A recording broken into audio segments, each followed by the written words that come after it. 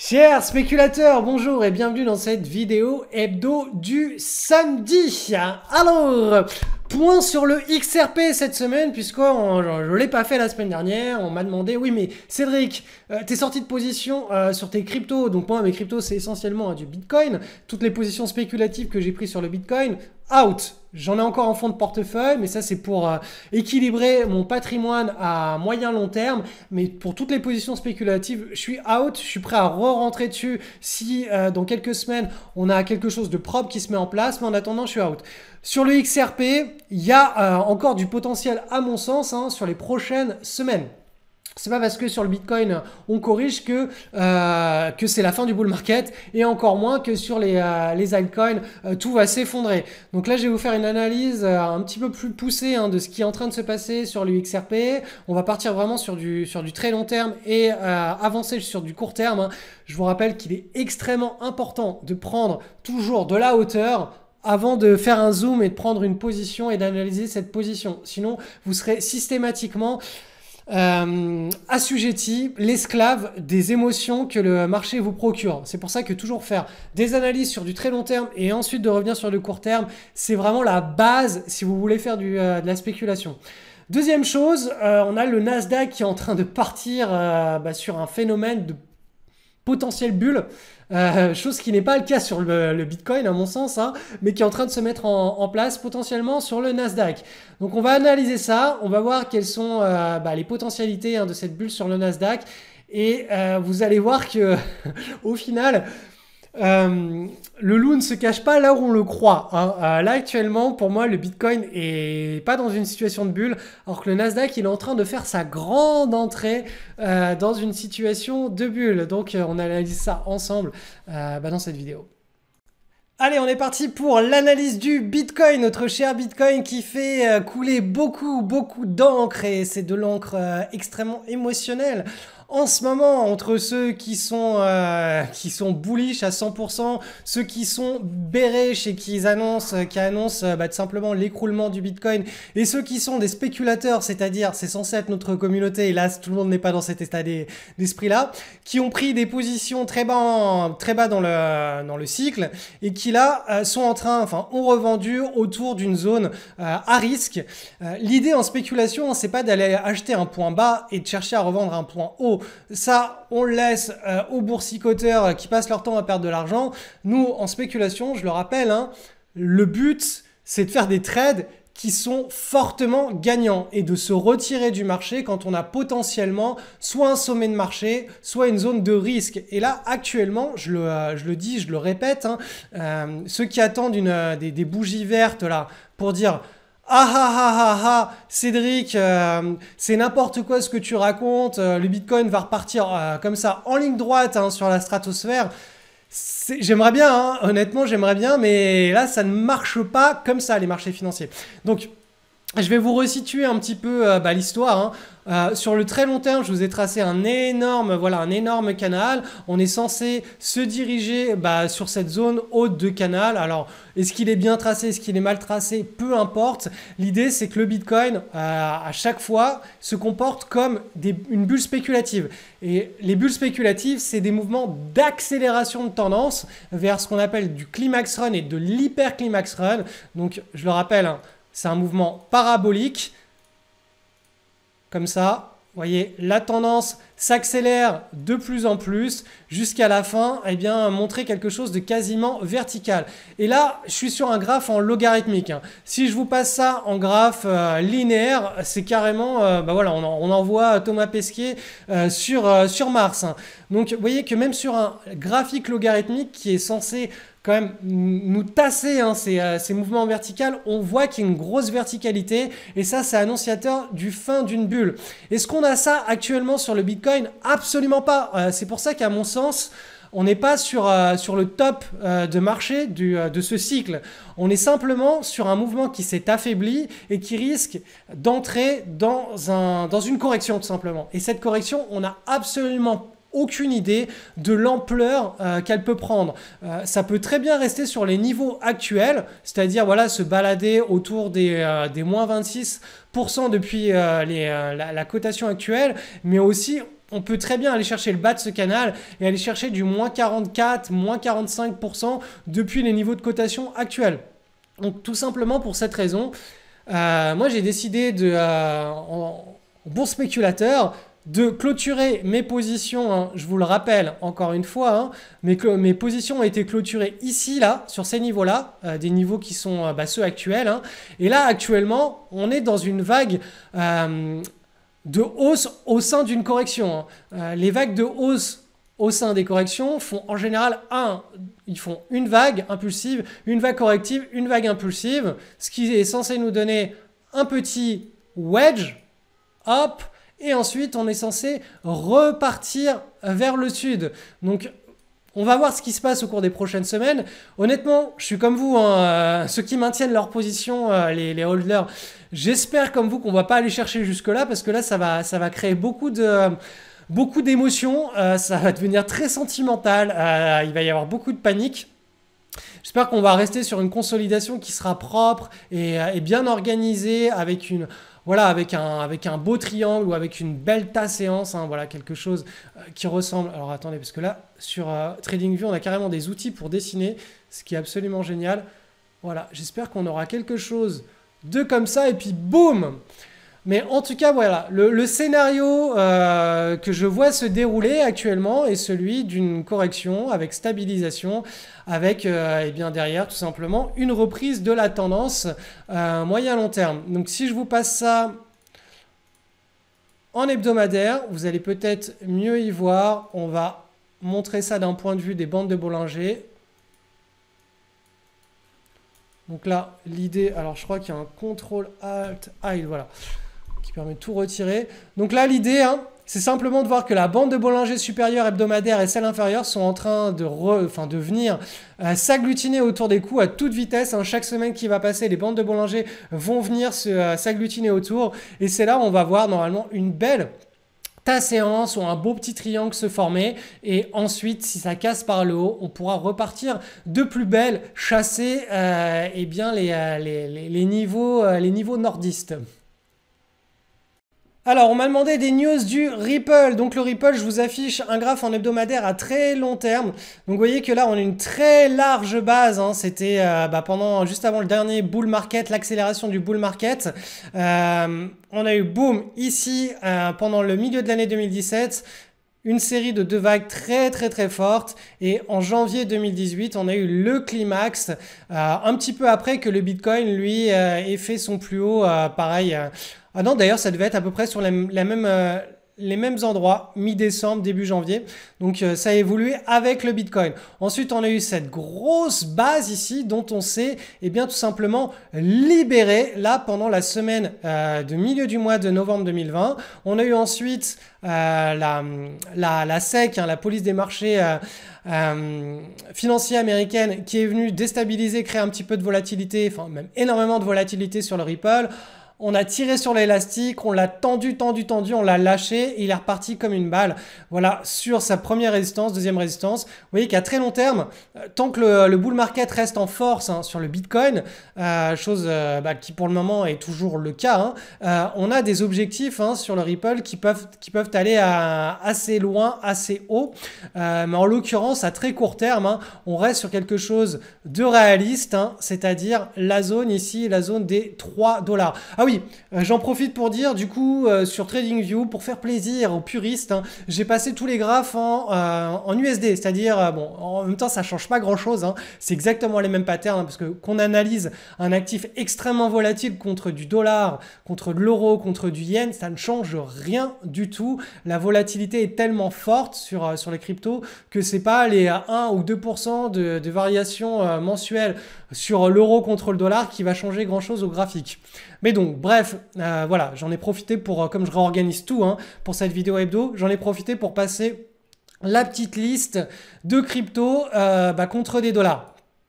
Donc voilà, ce que je disais, c'est que la première résistance a été atteinte hein, avec cette première vague hein, qu'on a tous connue et qui a tué mes haters. Hein, j'avais intitulé cette vidéo comme ça.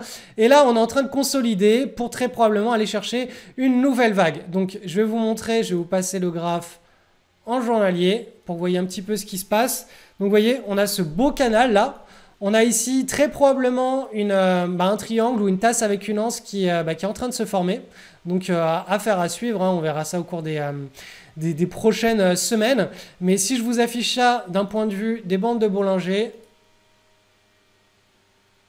hop, vous voyez qu'on a la bande de Bollinger supérieure et inférieure qui servent de joueurs. Hein. C'est la partie de ping-pong entre lui et lui. Et cette partie de ping-pong devrait se resserrer de plus en plus. Et pendant que la volatilité va se resserrer, on a une belle pattern chartiste qui devrait se mettre en place. Donc, vous l'avez compris, hein, sur le Ripple, on est censé être tout simplement dans une petite consolidation. Hein, de quelques semaines là, je pense pendant le mois de mai, peut-être pendant tout le mois de mai, avant de probablement repartir sur quelque chose qui nous amènera sur la première résistance et peut-être beaucoup plus haut. Donc voilà, mon scénario pour le Ripple reste toujours très optimiste. Ce qui se passe sur le Bitcoin à court terme amène la plupart des altcoins à tout simplement consolider dans des triangles, dans des tas séances. Certaines altcoins d'ailleurs n'ont pas été du tout impactées par la correction en cours sur le Bitcoin. Il y a une chose aussi très importante à dire, c'est que le Bitcoin, lui, il est entré en tendance. Hein, alors, je ne vais pas vous dire de bêtises. Je vais être assez précis sur les chiffres. Il est rentré en tendance à partir de l'été. Donc voilà, c'était à partir de fin juillet 2020. On a lancé véritablement la tendance. C'est là où on a cassé tous les niveaux de résistance et qu'on a commencé à déclencher le bull market. Alors que sur les altcoins, hein, sur la plupart du marché des cryptos, je me rappelle à l'époque, tout le monde me posait la question, mais Cédric, pourquoi est-ce qu'il n'y a que le Bitcoin et l'Ethereum qui sont en train de partir? Pourquoi les altcoins dorment? Souvent, voilà, il y a des décalages et les altcoins, elles se sont réveillées en fin d'année 2020, début d'année 2021. Donc, il y a un espèce de décalage entre le marché du Bitcoin, qui est vraiment l'indice leader, et le marché des altcoins. Je parle des grosses capitalisations hein, sur les altcoins qui s'est réveillé un petit peu plus tard. Donc voilà, il y a un petit décalage. Très probablement qu'on verra hein, si ça ne se termine pas. La bulle qui potentiellement va se mettre en place sur le Bitcoin pendant la deuxième partie de l'année 2021. Si on part dans un climax et dans un hyper climax run, je pense que la fin de cette bulle se terminera pour tout le monde en même temps, hein, pour toutes les altcoins en même temps que sur le Bitcoin. Par contre, si le Bitcoin, sur la deuxième partie de l'année 2021, monte tranquillement, régulièrement et retourne sa tendance tranquillement et régulièrement, on aura un décalage entre ce qui se passe sur le Bitcoin, notre indice leader, et ce qui se passe sur les altcoins. Je pense que pendant un certain moment, il y aura une inertie qui amèneront les altcoins à continuer sur des nouveaux plus hauts pendant plusieurs semaines, tandis que le Bitcoin, lui, aura déjà amorcé son marché baissier. Donc, j'espère que vous comprenez bien la différence entre un marché baissier, un marché haussier qui évolue avec une tendance longue et régulière qui se retourne tranquillement et qui part en marché baissier, d'un marché haussier qui se comporte comme une bulle, c'est-à-dire qui accélère, et il y a un mouvement de rupture très très rapide et qui, boum, nous fait passer d'un mouvement de marché haussier en bulle à un marché baissier. Donc, vous voyez, il y a vraiment ces deux psychologies différentes. Donc, le marché des altcoins, il devrait être très très très sensible à ce phénomène, à savoir si le Bitcoin accélère en bulle et qui rompt son marché haussier d'un seul coup, le marché des altcoins devrait être impacté très rapidement et devrait lui aussi partir en bear market, en marché baissier. Tandis que si le Bitcoin évolue tranquillement jusqu'à la fin de l'année 2021 et retourne sa tendance en 2022 tranquillement avant d'accélérer à la baisse, le marché des altcoins devrait être, je le répète, peu impacté à court terme. Il devrait lui aussi se retourner, mais quelques semaines, voire quelques mois plus tard. Donc voilà, vous avez toute ma vision des cycles et de la psychologie des cryptos. Je n'ai absolument pas de boule de cristal, je ne sais absolument pas ce qui va se passer dans l'avenir. Pour moi, le scénario de là, on part en ligne droite vers le nord, il est très peu probable. Je lui accorderai pas plus de 10%, même 5% de probabilité. Ça peut arriver, hein. Je sais pas, il peut très bien se passer des news énormes sur le marché des cryptos au cours des 2 prochaines semaines ou 3 prochaines semaines qui propulsent sur des nouveaux plus hauts le marché des cryptos. Mais pour moi, c'est moins de 10% de probabilité. Et les 45% de probabilité restantes, c'est 45% de probabilité. On est sur le scénario là que je vous ai dessiné. Et 45% de probabilité, on descend beaucoup plus bas. Donc on a un mouvement de pseudo-panique avant de repartir sur une consolidation. Donc pour moi, 45% de probabilité qu'on reste, que la nouvelle vague probable qu'on va vivre de correction sur le Bitcoin, elle reste contenue sur la première vague que je vous ai dessinée. 45% de chance pour que ça redescende beaucoup plus bas, jusqu'à des niveaux comme 32 000 $, ce qui nous fait quand même entre les plus hauts et les plus bas du Bitcoin une retrace de l'ordre de moins 50%. Donc, voilà, vous avez ma vision. Encore une fois, j'ai pas de boule. Si j'avais une boule de cristal, ce serait beaucoup plus simple pour faire ces petites analyses hebdo. Là, j'ai juste la psychologie des foules et donc les news qui se passent sur le marché des cryptos à recouper avec les cycles et la puissance ou le ralentissement des vagues. Donc ça, de toute façon, on n'a pas besoin vraiment de beaucoup plus pour faire des excellents trades sur le marché des cryptos, sur le marché des actions, sur le marché des matières premières. Il n'y a pas besoin de boule de cristal en réalité. Petite info aussi, j'ai réouvert mon programme Sortir au bon moment, donc SABM, multiplié par 3 ses performances sans rien changer à sa spéculation, juste en revendant au meilleur moment. Alors pourquoi je dis x3, ça sort pas de mon chapeau, c'est tout simplement parce que j'ai fait des études statistiques en analysant tout un tas de trades. Je crois qu'il y a un petit peu moins de 100 trades sur 3 états de marché différents. J'ai appliqué des sorties de position, différentes stratégies de sortie de position et on arrive à une multiplication par 3 des performances en fonction des stratégies de sortie de position que l'on utilise. Donc j'ai tout simplement packagé les meilleures sorties de position, les meilleures stratégies de sortie de position pour son trading et tout ça c'est possible grâce à l'utilisation de ce qu'on appelle des paliers statistiques. Donc cette formation, elle est ouverte jusqu'à dimanche minuit, donc jusqu'à demain minuit. C'est grâce à ça que vous allez réussir à sortir au meilleur moment de vos positions sur toutes les cryptos, sur toutes les actions du marché du Nasdaq qui vont très probablement rentrer en bulle au cours des prochaines semaines. On va y revenir dans la deuxième partie de cette vidéo.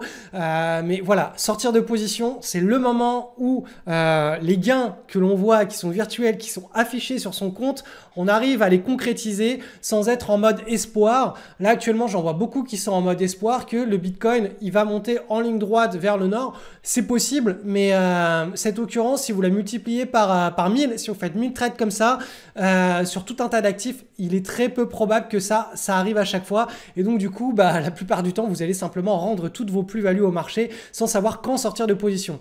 Donc, sortir de position, vous avez soit toute l'analyse psychologique des vagues, techniques, etc. qui est celle que je fais pour le grand public et pour les vidéos YouTube, celle que je vous mets en avant sur cette chaîne. Soit vous avez une méthode beaucoup plus simple, très visuelle, avec des paliers statistiques qui permet de mécaniquement savoir quand sortir de position sans se poser 36 milliards de questions de psychologie des foules. C'est vraiment une méthodologie, c'est un système de trading de sortie de position.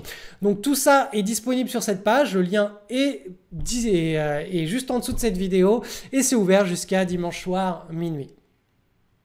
Deuxième chose, la semaine prochaine c'est mon anniversaire, j'ai 38 ans, 38 étés de surf, -1 puisque avec le confinement ça limite les étés de surf. Bref, je vous prépare dans les emails privés de cette semaine une grande surprise, croyez-moi, tout cela va se passer en privé. Vous voulez y être, vous voulez participer à cet événement, donc si ce n'est pas encore fait, inscrivez-vous à mes emails privés, le lien est en description et vous verrez ce qui vous attend. Ça va être un gros choc, quelque chose de très sympa. Allez, c'est parti pour l'analyse du SP500. En hebdomadaire, on a une petite et timide semaine de pause. Vous voyez que là, ces 2 dernières semaines, ça fait pause, pause. On est en plein dans ce beau canal haussier. Et je vous rappelle qu'à très long terme, hop, je vais vous le montrer, le voici, le voilà. Je vais même supprimer les bandes de Bollinger. Vous voyez on évolue dans ce canal haussier depuis la crise financière des subprimes de 2008. Donc on a eu le crack coronavirus ici avec un gros choc de volatilité. Et là, on est reparti de plus belle. On est vers le haut de ce canal. Alors, est-ce que ça va être une zone qui pourrait faire stopper les cours et les faire retomber très très bas, très très rapidement? C'est possible, mais je le pense pas. En tout cas, dans les semaines à venir, je pense qu'on va davantage partir sur une cassure de ce canal et accélérer la tendance. Pourquoi? Parce que je vais vous le montrer sur le Nasdaq. On est dans cette situation-là. On est dans un marché qui s'accélère, un marché haussier qui est en train de rentrer dans un état de bulle. Et donc cette bulle sur les marchés financiers, en général, ça dure quelques trimestres, voire quelques années. Rappelez-vous de la bulle des technos, 98, 99, 2000. Ça s'est accéléré de plus en plus jusqu'à ce que ça se transforme en marché baissier. Là, pour le moment, on est très très très loin du marché baissier. On est simplement dans une phase d'accélération. Et tout ce qu'on a vécu depuis 2018 et puis 2020, mi-2020, en réalité, toute cette période-là que je vous montre, c'est une période de consolidation, une grosse période de consolidation. Tout comme on a eu ici, là, entre 2014 et 2016. Tout comme on a eu ici, là, entre 2011 et 2013, c'est des grosses périodes de consolidation avant de lancer des grosses jambes haussières, des belles jambes, des belles tendances haussières. Donc là, au vu de l'amplitude de cette consolidation, eh bien, on est en train de vivre quelque chose par alternance, quelque chose qui est censé être de plus en plus haut, de plus en plus fort pour pour tasser en fait cette consolidation.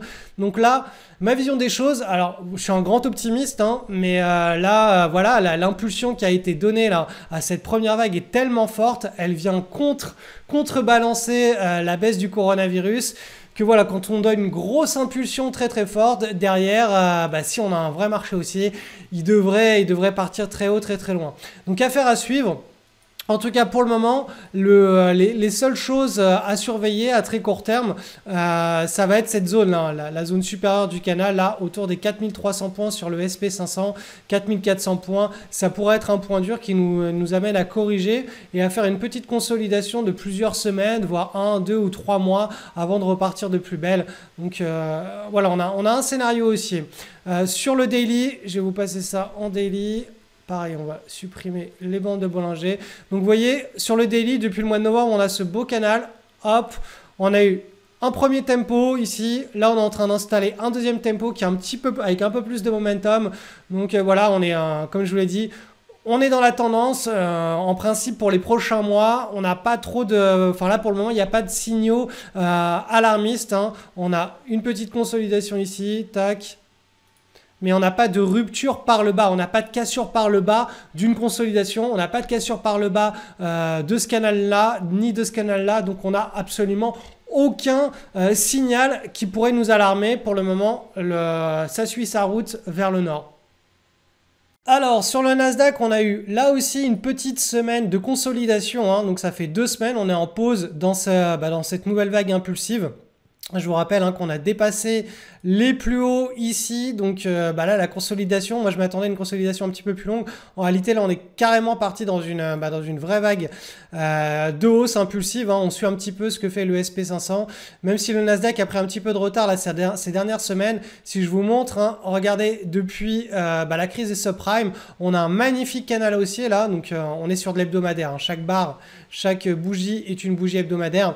On a une accélération depuis la crise coronavirus, on est parti dans une zone d'accélération. Et ça, c'est vraiment ce qu'on a vécu pendant cette période-là de 92 à 2000. On a eu à chaque fois des accélérations. À chaque fois, on a eu des accélérations. Donc, c'est probablement, on est dans une phase de... On a un tempo, on accélère le momentum, puis on accélère le momentum et à la fin, on finit par une bulle. Donc là, on n'y est pas, on est simplement en train d'accélérer le momentum. Donc voilà, moyen long terme, toute cette ère précipitée de la digitalisation, puisque la crise coronavirus, elle n'a pas eu que des méfaits, hein, elle a, dans les côtés positifs, elle a poussé une réorganisation de la société au travers de ces nouvelles technologies, hein, qui sont des technologies digitales et qui sont représentées par le Nasdaq 100. Donc bah forcément, la psychologie, elle est très, très optimiste autour de ces technologies et le monde entier est en train de se réorganiser autour du télétravail. Je sais pas, moi, Starbucks, on a Nike, Adidas, etc. qui normalement vendaient dans des chaînes de distribution physiques qui sont obligés de se mettre sur des modèles de distribution de plus en plus online avec de l'envoi postal. On a Starbucks qui ne peut pas forcément livrer le café à domicile mais qui est en train de réorganiser toutes ces infrastructures de manière à optimiser ses coûts, puisque là actuellement par exemple les coûts de personnel, les coûts de shop en infrastructure, etc. sont basés sur l'avant Covid. Donc là le Covid précipite un remodelage du business model pour automatiser de plus en plus et robotiser ce service, hein. Donc voilà, on a une adaptation, on a un choc là qui a été provoqué par l'ère Corona et les entreprises qui arrivent à s'adapter, qui arrivent à faire preuve d'antifragilité, donc c'est-à-dire qu'on leur met un coup, boum, à très court terme, ça les déstabilise, mais elles arrivent à s'adapter d'autant mieux au nouveau cycle, à se renforcer et à passer devant les concurrents. Et bien là, toutes les entreprises qui sont digitales, pour celles qui n'ont pas vécu de plein fouet le coup, bah, elles en profitent plein pot, et pour celles qui ont vécu de plein fouet le coup et qui ne sont pas forcément digitales, bah, elles en profitent pour se digitaliser. Donc voilà, le Nasdaq est représentatif de cette nouvelle vague, de cette nouvelle ère. Je vais vous passer ça en journalier. En journalier, donc, vous la voyez, hein, on a eu cette petite correction. Là, une première correction, une nouvelle vague impulsive. Là, on a une première correction. Actuellement, on est dans une deuxième correction. Mais en attendant, hein, depuis l'été dernier, on a toujours ce beau canal avec ce momentum qui reste bien respecté. Et là, à plus court terme, hein, depuis le mois de mars, hein, on est dans une nouvelle vague de hausse qui pourrait nous amener sur le haut de ce canal, c'est-à-dire autour de la zone des 15 100 points. Donc voilà, j'ai cette semaine, hein, voilà, vous le savez, je suis passé sur TradingView. J'essaie d'intégrer les nouveaux outils pour faire des analyses logarithmiques, parce qu'à mon sens, je pouvais pas faire de logarithme sur des analyses logarithmiques sur ProRealTime toutes ces dernières années parce que leur interface n'était pas possible. Tout sautait dans tous les sens, donc je restais bloqué sur des analyses autour de la volatilité pure, hein, c'est-à-dire autour des bandes de Bollinger. Donc à chaque fois qu'il se passera quelque chose d'intéressant sur les bandes de Bollinger, je vous le mettrai en avant. Mais à partir du moment où il n'y a rien de très intéressant sur les bandes de Bollinger, et bien tout simplement, hop, je les retire, je passe sur une analyse en logarithmique pour qu'on suive d'un petit peu plus près ce qui s'y passe, tout simplement. Alors, dans les emails privés, hein, qui sont à venir pour cette semaine, on va parler d'un sujet existentiel. Je fais pas ma crise de la quarantaine, je fais ma crise de la 38aine et je vais vous parler de ce qui drive un petit peu toutes les décisions que je prends dans ma vie et pourquoi cette communauté existe encore alors que là, actuellement, je pourrais tout simplement... tout arrêter, hein, clairement, et juste faire du surf. Bon, après, avec le confinement, c'est un peu compliqué en ce moment, mais voilà, je pourrais très bien prendre des décisions qui sont diamétralement opposées à celles que je prends actuellement. Ces décisions vous profitent à toute la communauté, et je vais vous expliquer un petit peu plus en profondeur ce qui se cache derrière. Je vais aussi vous parler de Musk et de Bill Gates, donc on a deux approches complètement différentes de la vie, et il y a une approche qui nous enfume, hein. Je ne vais pas vous faire le dessin, mais il y en a un des deux qui fume beaucoup. Et à mon sens, c'est lui qui nous enfume. Je vous expliquerai le pourquoi du comment dans cet email-là. Je vais partager aussi le témoignage d'un élève de la communauté qui s'est acheté une maison tout en Bitcoin. C'est un témoignage qui est extrêmement touchant. Son histoire est digne d'un film hollywoodien. Donc, vous verrez tout ça. Et enfin, je vais répondre frontalement à la phrase qui est de plus en plus répété sur les réseaux sociaux, qui vient à l'esprit de plus en plus de monde actuellement, qui est « j'arrête de bosser pour devenir trader ». Donc je quitte mon emploi et je vais devenir trader. Donc ça va être assez frontal, ça va faire un petit peu mal, mais il y a une grosse réalité qui se cache derrière tout ça. Et donc on va en parler en toute transparence dans cet email vendredi prochain. Donc si vous n'êtes pas encore inscrit sur mes emails privés, je vous invite à les rejoindre juste en dessous. Et enfin, dernière chose, je vous rappelle que jusqu'à demain soir, dimanche minuit, mon programme Sortir au bon moment a été réouvert. Donc si vous souhaitez tout simplement apprendre à sortir mécaniquement de vos trades pour pas vous prendre des gros retours de bâton sur tous vos trades, que ce soit sur actions, crypto, matières premières, peu importe, ça se passe ici. J'ai créé tout ce programme-là basé sur plus de 10 années de spéculation en swing trading daily. Donc c'est vraiment un système qui est extrêmement bien optimisé et adapté aux sorties de position à court terme. Donc que ce soit sur du 2 heures, du 4 heures ou du daily, c'est extrêmement bien adapté à ça.